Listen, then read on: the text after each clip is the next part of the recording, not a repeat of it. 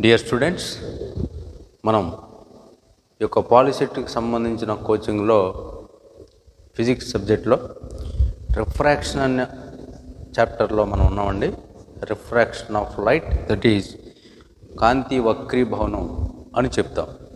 Okay, ఈ యొక్క refraction of లైట్లో ఈరోజు మనం ప్లేన్ సర్ఫేసెస్ దాటి కర్వ్డ్ సర్ఫేసెస్ దగ్గర అది ఎలా ఉంటుంది అనే దాన్ని గమనించే ముందు ఒక చిన్న విషయం కూడా ఒకసారి చూసి అవతలకి వెళ్ళిపోదాం.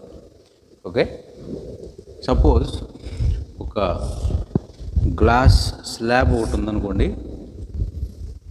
గ్లాస్తో చేయబడినటువంటి ఒక స్లాబ్ అంటే ఇదిగో ఈ షేప్లో రెక్టాంగులర్గా ఉంటుందన్నమాట.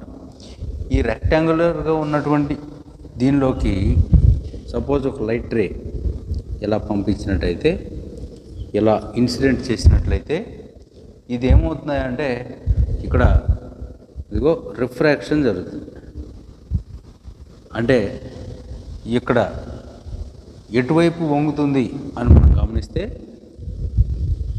ఇదిగోండి నార్మల్ లైన్ మనం తీసుకున్నట్లయితే ఈ ఇన్సిడెంట్ యాంగిల్ ఐ అనుకుందాం. ఇక్కడ రిఫ్రాక్టెడ్ రే ఏమవుతున్నాయంటే ఇదిగో నార్మల్ వైపుకి వంగుతుంది. ఓకేనా? మరి ఇక్కడ నుంచి ఈ యొక్క రే ఇక్కడే ఆగిపోదండి. ఇక్కడ నుంచి కూడా బయటికి మళ్ళా ఎమర్జ్ అవుతుంది, బయటికి మళ్ళా ప్రసరిస్తుంది. మరి అప్పుడేమవుతుంది అని చూస్తే ఇదిగో ఇక్కడ కూడా ఒక నార్మల్ లైన్ గీద్దాం. ఈ నార్మల్ లైన్కి దూరంగా జరుగుతుంది.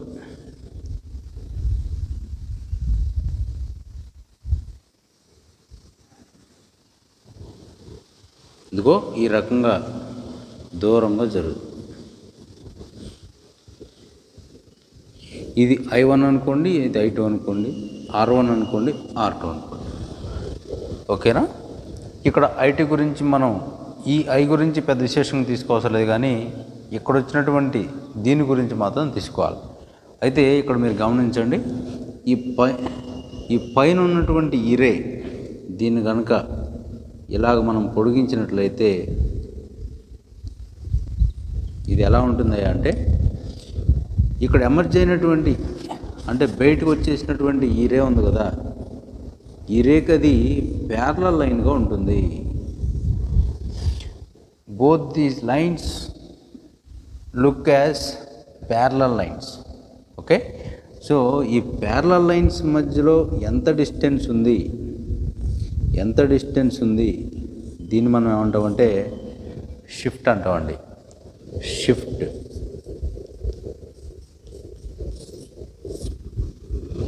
ఓకేనా? ఈ షిఫ్ట్ అనే దాన్ని మనం ఇక్కడ ఈ స్లాబ్ అనేటువంటి ఈ కాన్సెప్ట్లో ఈ షిఫ్ట్ అనే దాన్ని మనం చూస్తాం. ఓకేనా? వాస్తవానికి ఇలా వచ్చేసినటువంటి లైట్ రే ఎలా వెళ్ళిపోవాల్సింది కాస్త కొద్దిగా ఇలా వచ్చి ఇలా వెళ్తుంది అనమాట. మరి అప్పుడు దీనికి గల కారణం ఏంటంటే, ఈ స్లాబ్ యొక్క రిఫ్రాక్టివ్ ఇండెక్స్ ఎంతైతే ఉంటుందో దాని మీద డిపెండ్ అయ్యి ఈ యొక్క షిఫ్ట్ ఎంత వస్తుంది అనేది ఆధారపడి ఉంటుంది అన్నమాట. సో దీనికి రిఫ్రాక్టివ్ ఇండెక్స్ ఆఫ్ స్లాబ్ అనే దానికి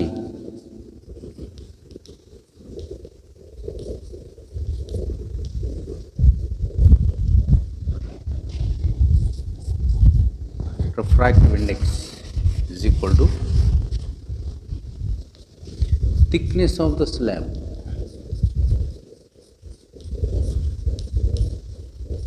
by thickness minus shift.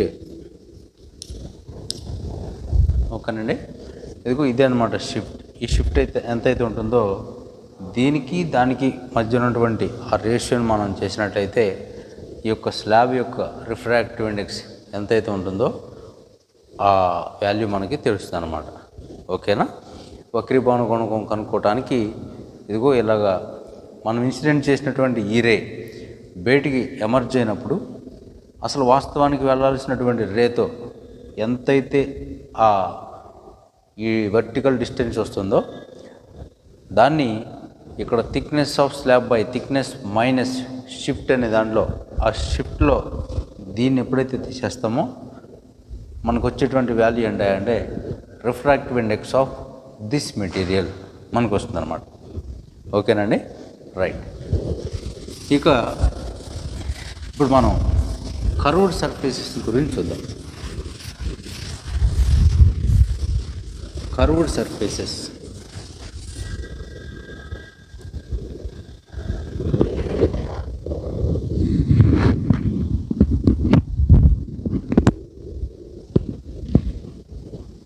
Surfaces మనం చూసినట్లయితే కర్వ్డ్ సర్ఫేసెస్ అంటే ఇక్కడ మనం గమనించాల్సిన విషయాలు కొన్ని ఉన్నాయి. ఏంటంటే ఇదిగో సపోజ్ ఇలా ఉందనుకోండి, ఇది ఒక కర్వ్. ఓకే, ఈ కర్వ్ మీద మరి లైట్ రే గురించి మనం స్టడీ చేసే ముందు దీనికి సంబంధించి మీరు 9th క్లాస్లో ఆల్రెడీ నేర్చుకున్నటువంటి కొద్ది విషయాలని ఒకసారి రీకాల్ చేద్దాం. ఏంటవి అని మనం చూస్తే, ఇదిగోండి ఇలాగా సర్ఫేస్ కర్వ్డ్గా ఎలా ఉందనుకోండి, దీనికి సంబంధించిన కొన్ని విషయాలు ఉన్నాయి. ఇదిగో ఈ కర్వ్డ్ సర్ఫేస్కి సెంట్రల్ పాయింట్ ఏదో ఉంటుంది. ఈ సెంట్రల్ పాయింట్ని ఏమంటామంటే పి, పోల్ అంటాం. పోల్ తెలుగులో ధ్రువం అంటాం. ధ్రువం, ఓకేనా. ఈ పోల్ నుంచి ఇలాగా స్ట్రైట్గా వెళ్ళేటువంటి ఈ లైన్ ఏమంటామంటే ఇటెల్నా సరేనండి, ఎటువైపు వెళ్ళినా సరే దీన్ని ఏమంటామంటే ప్రిన్సిపల్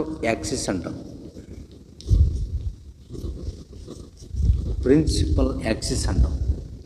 దీన్నే తెలుగులో ప్రధాన అక్షం అంటారు. ఓకేనా, దిస్ ఈజ్ ప్రిన్సిపల్ యాక్సిస్.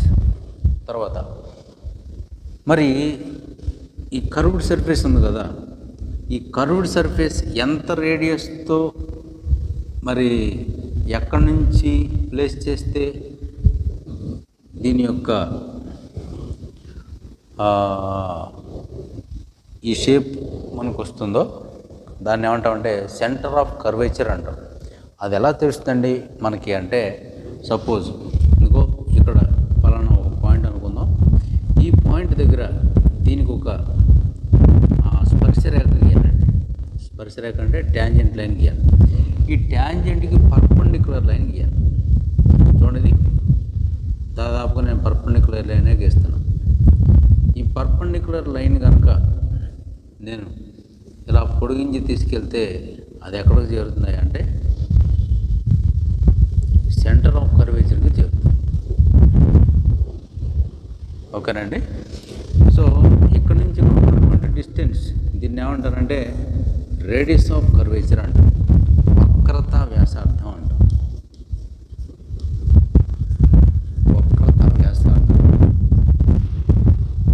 ఓకేనా. ఈ సి అనే దాన్ని ఏమంటామంటే వక్రత కేంద్రం అంటాం. Okay, clear. తర్వాత వీటన్నిటికి సంబంధించి ఇంకొక విషయాన్ని మనం చూసినట్లయితే, సపోజ్ ఇక్కడెక్కడో ఇమేజ్ ఏర్పడుతుందండి. ఇమేజ్ అంటే ప్రతిబింబం ఏర్పడినటువంటి ఆ పాయింట్ని ఏమంటాం అంటే ప్రతిబింబ స్థానం అంటాం.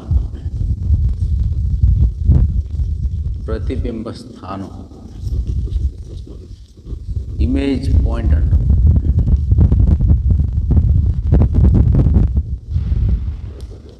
ఇదిగో ఈ పోల్ నుంచి ఇక్కడికి ఉన్నటువంటి ఈ డిస్టెన్స్ని ఏమంటాం అంటే ఇమేజ్ డిస్టెన్స్ అంటాం. ఈ ఇమేజ్ డిస్టెన్స్ని వి అనే లెటర్తో చూపిస్తారు. ఓకేనండి. తర్వాత సపోజ్ ఆబ్జెక్ట్ ఈ పక్కన ఎక్కడ ఉందనుకోండి, ఓ అనే ఆబ్జెక్ట్ ఇలా ఒక పక్కన ఉన్నట్లయితే దీన్ని వస్తు స్థానం అంటారు. వస్తు స్థానం, ఆబ్జెక్ట్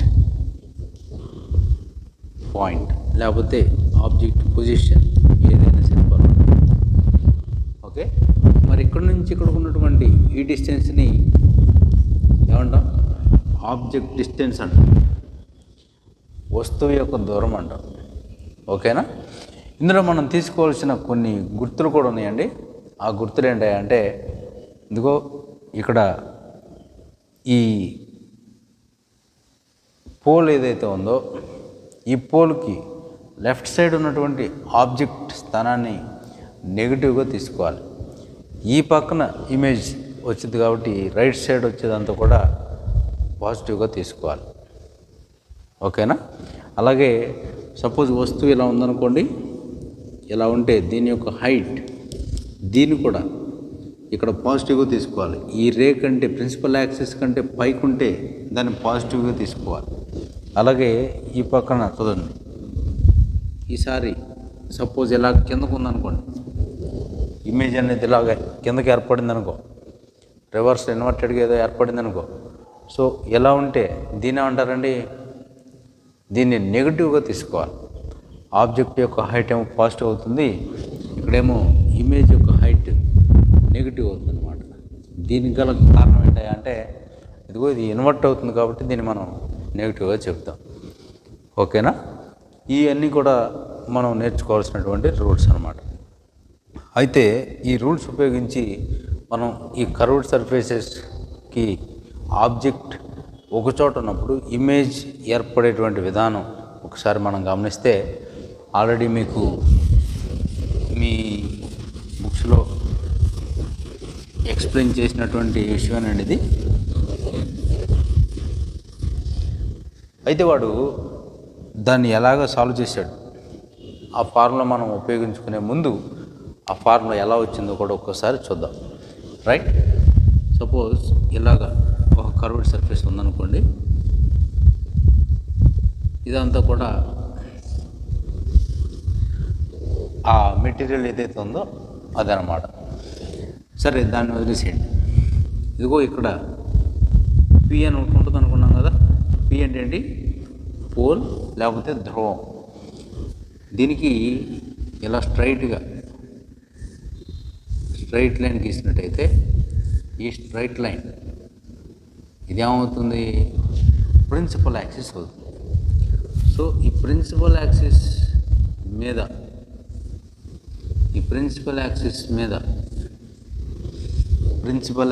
మీద ఒక ఆబ్జెక్ట్ ఈ పక్కన ఉందనుకుందాం.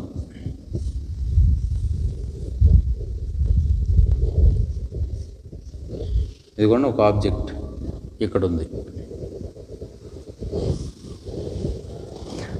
ఇదిగోండి, ఇక్కడ ఒక పాయింట్ పెడుతున్నాను, ఏ అనే పాయింట్.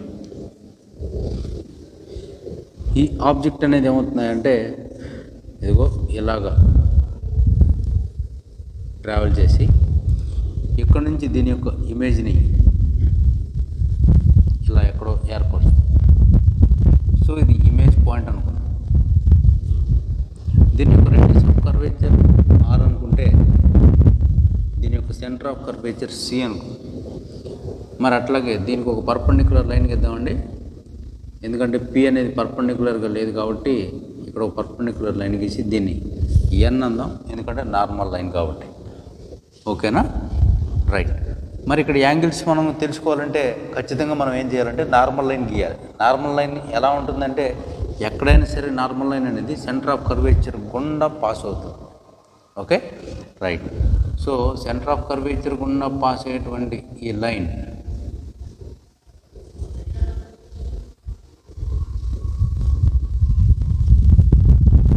ఎలా ఉంటే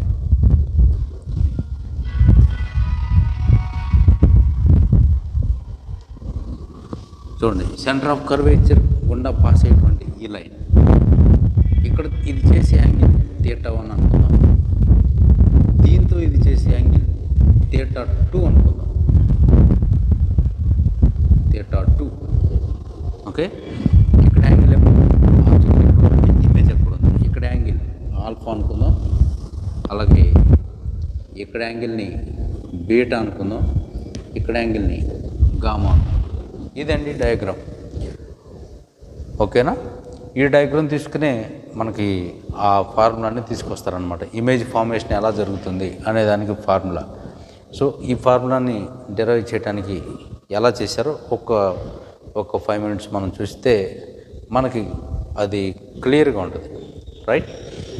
సో ఇందులో ఫ్రమ్ ట్రయాంగిల్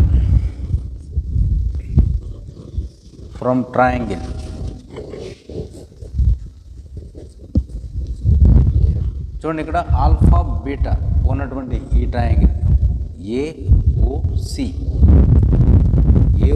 అనేటువంటి ట్రయాంగిల్లో alpha plus beta is equal to దేనికి సమానం అంటే తీటా 1కి సమానం.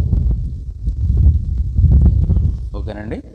చూడండి, ఈ రెండేమో అంతర్గత కోణాలు, ఇది బాహ్య కోణం. ఈ అంతర్కోణాలు ఇంటర్నల్ యాంగిల్స్ యొక్క సమ్ దేనికి సమానం అవుతున్నాయి అంటే మూడో యాంగిల్ దగ్గర ఉన్నటువంటి ఆ బాహ్య కోణం ఎంతైతే ఉంటుందో దానికి సమానం అవుతుంది. కాబట్టి ఇది ఆల్ఫా ప్లస్ బీటా ఇది కూడా తీటా 1. నెక్స్ట్ ఇంకో ట్రయాంగిల్ చూద్దాం. ఇక్కడ చూద్దాం, ఏసిఐ ఫ్రమ్ ట్రయాంగిల్ ఏఐసి పోనీ ఏదో ఒకటి. ఈ ఏఐసి అనేటువంటి ట్రయాంగిల్లో ఇక్కడ మనం గమనిస్తే ఈ రెండు తీటా 2 అనేది గామా అనేది లోపల ఉన్నటువంటి internal angles. So theta 2 plus gamma is equal to beta. ఓకేనా? ఇందులో తీటా 2 ఈజ్ ఈక్వల్ టు కావాలి నాకు. So theta 2 is equal to beta minus gamma. ఇది సెకండ్ ఈక్వేషన్. ఫ్రమ్ స్నెల్స్ లా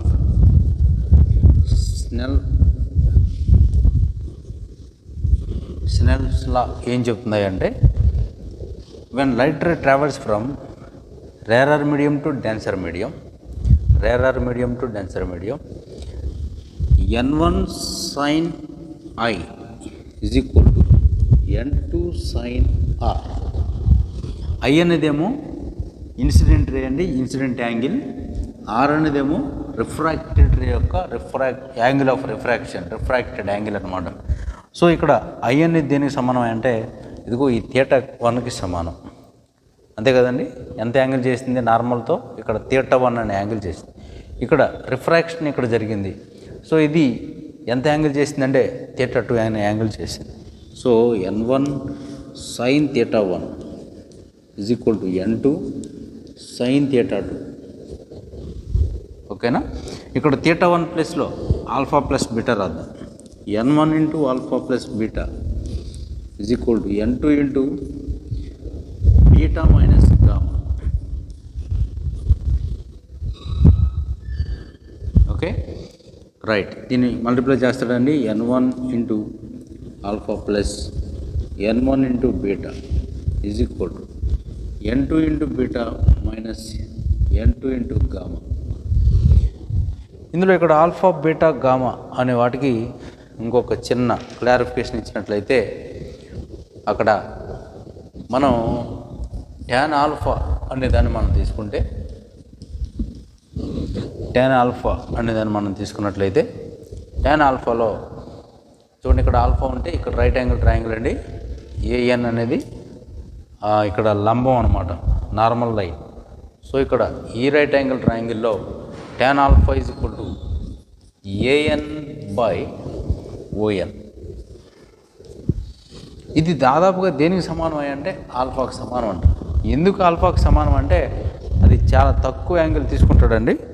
తక్కువ యాంగిల్ ఎప్పుడైతే తీసుకుంటాడో tan ఆల్ఫా కానీ సైన్ ఆల్ఫా కానీ అవి దాదాపుగా దేనికి సమానం అవుతాయి అంటే మరి ఆ యాంగిల్ ఎంత అవుతుందో దానికే సమానం అయిపోతాయి. చూడండి, ఇక్కడ కూడా సైన్ తీటా 1 తీసుకున్నాం. తీటా 1 ప్లస్లో alpha plus beta, sine of alpha plus beta నేను రాయాలి. వాస్తవానికి ఆ స్టెప్ మిస్ అయ్యాను. అయితే ఈ sine of alpha plus beta అనేది దేనికి సమానం అవుతుంది అంటే ఆల్ఫా ప్లస్ బీటాకి సమానం అవుతుంది. ఎందుకంటే ఫర్ స్మాల్ యాంగిల్స్, ఓకేనండి, for small angles sine theta కానీ ట్యాన్ తీటా కానీ దేనికి సమానం అవుతాయి అంటే తీటాకి సమానం అయిపోతాయి. అలాగే ఇక్కడ ట్యాన్ ఆల్ఫా అనేది కూడా దేనికి సమానం అవుతుంది అంటే ఆల్ఫాకి సమానం అవుతుంది అనమాట. నెక్స్ట్ ఇంకోటి చూడండి, ట్యాన్ బీటా చూద్దాం. బీటా ఇక్కడ ఉంది, అదిగో బీటాకు opposite AN by C, that is equal to beta. Okay, tan gamma that is equal to ఇదిగో AN by NI, AN by IN ఏదో ఒకటి, that is equal to almost equal to gamma. Okay, so ఇక్కడ alpha ప్లేస్లో beta ప్లేస్లో gamma ప్లేస్లో ఆ వాల్యూస్ని substitute చేద్దాం. ఏమవుతుంది అప్పుడు? n1 into alpha AN by ON plus n1 into beta AN by CN is equal to beta minus gamma కదండి, n2 into AN by CN minus n2 into gamma ప్లస్లో AN by IN. ఓకేనా? ఇందులో చూడండి, అన్నింటిలో కూడా AN common ఉంది కాబట్టి AN cancel చేసేయచ్చు. ఈ పక్కన ఏఎన్ తెస్తాం, ఆ పక్కన ఏఎన్ తెస్తాం, అది క్యాన్సిల్ అయిపోతుంది. ఇంకా పోతే n1 by ON plus n1 by CN is equal to n2 by CN minus n2 by IN. ఓకేనా? ఇక్కడ చూడండి, ఈ n అనేది ఈ పోల్కి చాలా దగ్గరగా ఉంది. ఇది చాలా మైన్యూట్ వాల్యూ అనమాట, చెప్పాలంటే చాలా మైన్యూట్ వాల్యూ. ఇక్కడ మనం ఏమని తీసుకోవచ్చు అంటే, ఇవన్నీ కూడా చాలా తక్కువ యాంగిల్స్లో మనం చేసినటువంటి ఆ కర్వ్డ్ సర్ఫేస్ అయినప్పుడు ఈ n అనేది pతో ఏకీభించినట్టుగా మనం తీసుకోవచ్చు. సో n ప్లస్లో ఏం తీసుకోవాలన్నమాట? p అనే దాన్ని తీసుకోవాలి. So n1 by OP plus n1 by CP is equal to n2 by CP minus n2 by IP. ఓకేనా? రైట్. ఈ సిపి, ఈ రెండింటికి సిపి కామన్గా ఉంది కాబట్టి దీన్ని అవతల పంపించేద్దాం. ఓకేనండి? ఇదిగో ఈ పక్కన ఉన్నటువంటి దీన్ని ఇటు తీసుకొద్దాం. n1 by OP minus n2 by IP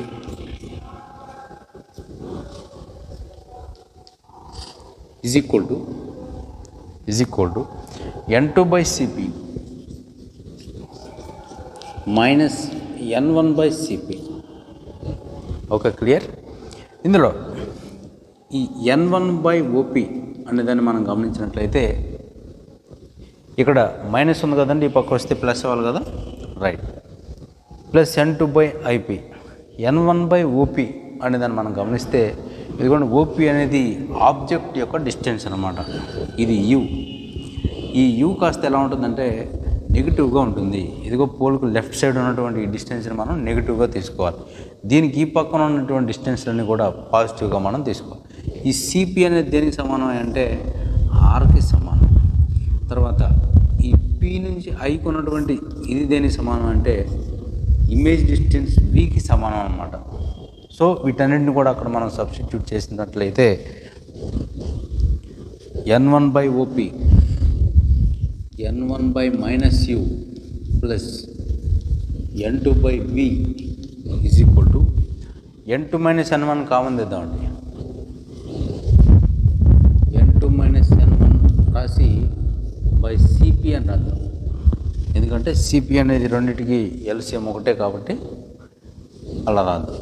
ఈ CP value n2 minus n1 by R, ఇక్కడ n2 by V minus n1 by you.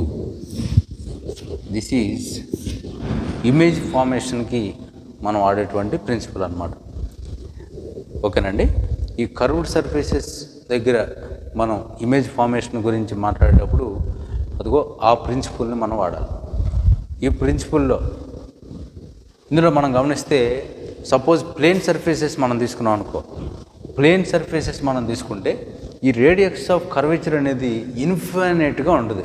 చూడండి, ఇప్పుడు సపోజ్ ఇదిగో ఇలా తీసుకున్నాం కాబట్టి దీనికి రేడియస్ ఆఫ్ కర్వేచర్ ఎంతో ఉందండి. సపోజ్ ఇలా ఉందనుకో,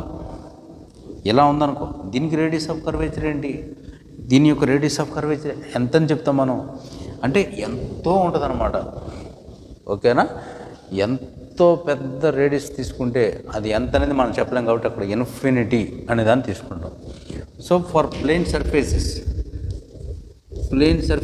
తీసుకుంటే, ప్లేన్ సర్ఫేసెస్ అంటే నున్న వక్రతా తలాలు కాకుండా అది తిన్నని తలాలు అన్నమాట, సమతలాలు. ఓకేనండి, సమతలాలు కనుక మనం కన్సిడర్ చేసినట్లయితే ఈ ఆర్ వాల్యూ ఇన్ఫినిటీ అవుతుంది. సో 1/∞ లేకపోతే n2 - n1/∞ అనేది దేనికి సమానం అవుతాయి అంటే, దేనికి సమానం అవుతుందండి, /∞ అంటున్నాడు. /∞ అంటే 0కి సమానం. సో ఇక్కడ n2/v - n1/u దట్ ఈజ్ ఇప్పుడు 0కి సమానం అవుతుంది. సో దీని నుంచి మనం ఇంకో ఈక్వేషన్ రాయితే దీని అవతల పంపించామనుకో, n2/v అనేది దేనికి సమానం అంటే n1/uకి సమానం. ఓకేనండి, క్రాస్ మల్టిప్లై చేయండి, n2u = n1v. ఇది ప్లేన్ సర్ఫేసెస్కి మనం తీసుకుంటాం. ఇదే అప్లికేషన్ నెక్స్ట్ మనకు ఉన్నటువంటి టాపిక్లో వాడు ఏం చేస్తాడంటే, ఒక చేప నీళ్ళలో ఉన్నది పైనుంచి వస్తున్నటువంటి గ్రద్దని ఎలా చూస్తుంది, దానికి అది ఎలా అనిపిస్తుంది అనే దాన్ని కొద్దిగా డీటెయిల్డ్గా కింద మనం చూడటం జరుగుతుంది అన్నమాట. ఒకసారి దాన్ని కూడా చూద్దాం. ఇది ఇమేజ్ ఫార్మేషన్ ఎలా ఏర్పడుతుంది అనే దానికి ఇది ఫార్ములా. ఓకేనండి, ఇది లెన్స్ ఫార్ములా కాదు, ఇంకా లెన్స్లోనికి మనం వెళ్ళలేదు. రైట్, ఇమేజ్ ఫార్మేషన్ కర్వ్డ్ సర్ఫేసెస్లో రిఫ్రాక్షన్ జరిగినప్పుడు ఇది ఎలా జరుగుతుంది అనే దానికి ఫార్ములా. ఓకేనా, రైట్.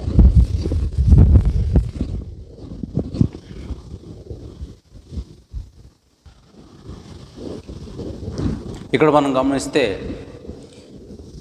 నీళ్ళలో ఉన్నటువంటి చేప, సపోజ్ ఇలాగా నీళ్ళు ఉన్నాయండి, ఈ నీళ్ళలో ఉన్నటువంటి ఒక చేప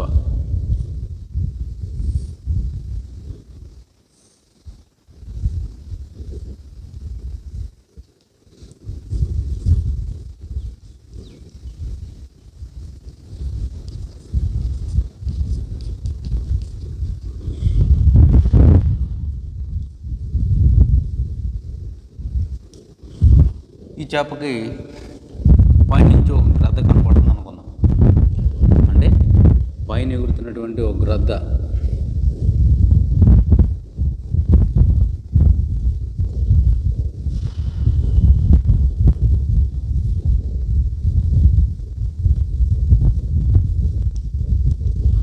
చూడండి, ఒక గ్రద్ద ఇలా పైనుంచి వస్తూ ఉంది. దీనికి ఇక్కడ నుంచి ఉన్నటువంటి డిస్టెన్స్ ఎంత అంటే వాస్తవానికి ఎక్స్ అనేటువంటి డిస్టెన్స్ అంటండి. ఎక్స్ అనే డిస్టెన్స్ ఈ సర్ఫేస్ వరకు మనం తీసుకున్నా సరే పర్వాలేదు. అయితే మరి దీనికి ఎలా అనిపిస్తుంది, ఇదిగో ఇలా కనిపించడానికి బదులు ఇది ఎలా కనపడుతుంది అంటే ఇక్కడ నుంచి ఎక్కడికో ఉన్నట్టుగా కనపడుతుంది. ఇదిగో ఇక్కడ ఉన్నట్టుగా కనపడు, అంటే ఉన్నటువంటి హైట్ కంటే కూడా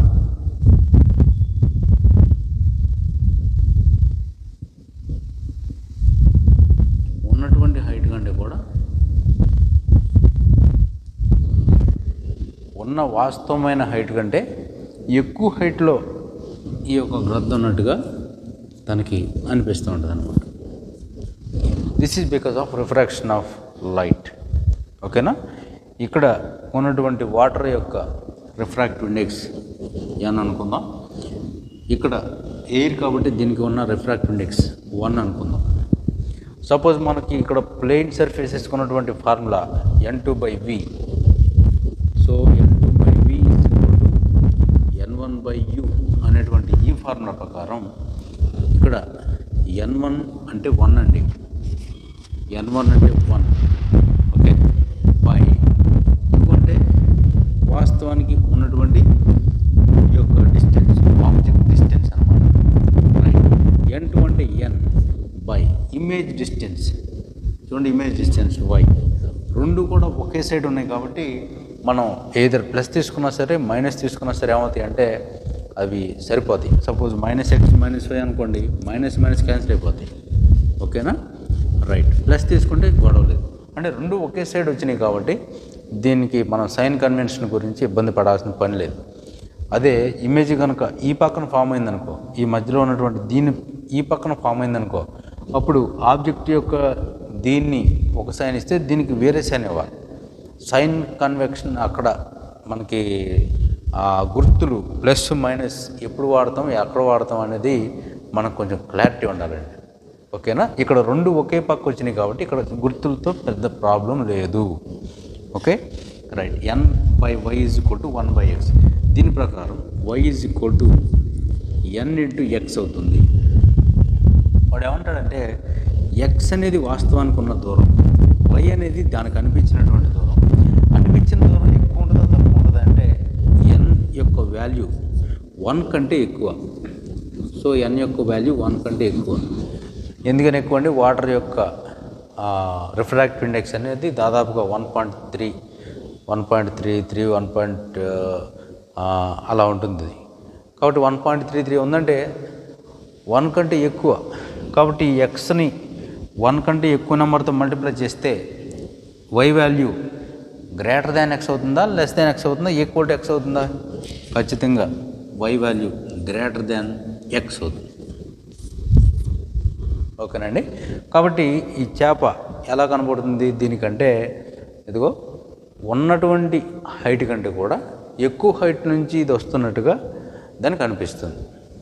తర్వాత ఇంకో విషయం, ఉన్నటువంటి హైట్లో నుంచి ఇది వస్తుంది, అదేమనుకుంటుంది ఎక్కడో ఉందనుకుంటుంది. కాబట్టి ఇక్కడి నుంచి ఇక్కడికి రావడానికి ఎంతసేపు పట్టదులే అన్న ఉద్దేశం అది ఉంటుంది. కానీ వాస్తవానికి ఇది ఇక్కడే ఉంది కాబట్టి, ఇంకా అనుకున్న దానికన్నా తక్కువ డిస్టెన్స్ ఉంది కాబట్టి అది ఈ చేప ఎక్స్పెక్ట్ చేసిన దానికంటే కూడా త్వరగా వచ్చి దీన్ని క్యాచ్ చేయడం జరుగుతుంది. త్వరగా వచ్చి క్యాచ్ చేసినప్పుడు దీనికి ఏమనిపిస్తుంది అంటే చేపకి ఈ గ్రద్ద అనేది చాలా ఫాస్ట్గా వచ్చినట్టుగా అనిపిస్తుంది.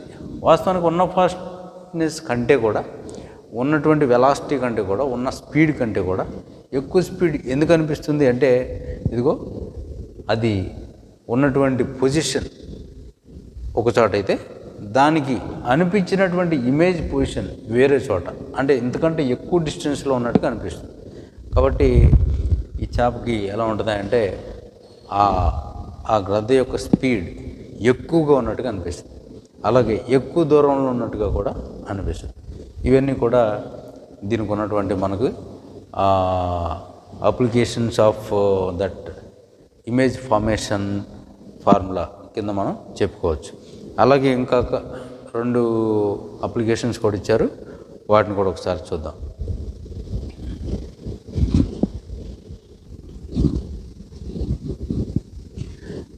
దీనికి వాడు ఎలా చెప్తాడా అంటే, ఇదిగో సపోజ్ ఇది u అంటే ఆబ్జెక్ట్ యొక్క డిస్టెన్స్ u అనేది xగా తీసుకున్నట్లయితే, మరి ఇమేజ్ యొక్క డిస్టెన్స్ ఎక్కడ ఉండాలి?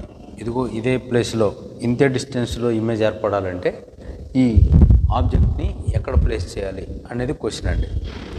ఈ క్వశ్చన్కి మనం ఆన్సర్ తీసుకున్నట్లయితే చూడండి, ఇక్కడ దీని యొక్క రిఫ్రాక్టివ్ ఇండెక్స్ 1, ఎందుకంటే ఎయిర్ కాబట్టి. ఇదిగో దీని యొక్క రిఫ్రాక్టివ్ ఇండెక్స్ n అనుకున్నాం. తర్వాత ఇక్కడ నుంచి ఇలా ఎంటర్ అయినటువంటి ఈ రే ఇలా ప్యారలల్గా వెళ్ళిపోతుంది, ఇలా స్ట్రైట్ లైన్ కాదు, అంటే ప్రిన్సిపల్ యాక్సిస్కి స్ట్రైట్గా అలా వెళ్ళిపోతుంది.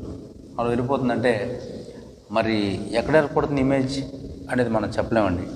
సో దట్ p = ఎంత అంటే ఇన్ఫినిటీకి సమానం, ఓకేనా. ఇన్ఫినిటీకి సమానమైనప్పుడు అదిగో ఆ ఫార్ములాను ఉపయోగించి మనం చేస్తే n2/v - n1/u = n2 ఈ ఫార్ములా. ఓకేనా? రైట్. ఇందులో చూడండి n2 అంటే n by infinity minus n1 అంటే 1 బై u అంటే x అండి is equal to n2 minus n1 n minus 1 by r. Okay right. 1 by infinity అంటే 0 అయిపోతుంది. రైట్. మరి ఇక్కడ ఈ x అనే దాన్ని ఏం తీసుకోవాలంటే మైనస్ తీసుకోవాలి. ఎందుకు మైనస్ తీసుకోవాలి? ఇదిగో లెఫ్ట్ సైడ్ ఉన్నటువంటి దీన్ని మనం మైనస్గా తీసుకుంటాం. Right. 1 by x is equal to n minus 1 by r అయినప్పుడు ఎక్స్ ఈజ్ ఈక్వల్ టు దేనికి సమానం అవ్వాలండి? ఆర్ బై n మైనస్ 1కి సమానం. సో మనం ఆబ్జెక్ట్ని ఎంత డిస్టెన్స్లో ప్లేస్ చేయాలి, అదే ఇమేజ్ ఇక్కడ అంతే డిస్టెన్స్లో రావాలి అంటే ఇదిగో x is equal to r by n minus 1 అనేటువంటి వాల్యూ. ఆర్ అంటేనేమో రేడియస్ ఆఫ్ కర్వేచర్, తర్వాత n అంటేనేమో refractive index of this material, 1 అంటే మనకి refractive index of this free space. So ఈ రీతిగా మనం ఇలా డిఫరెంట్ కైండ్స్ ఆఫ్ ఫార్ములాస్ కూడా మనం తీసుకురావచ్చు.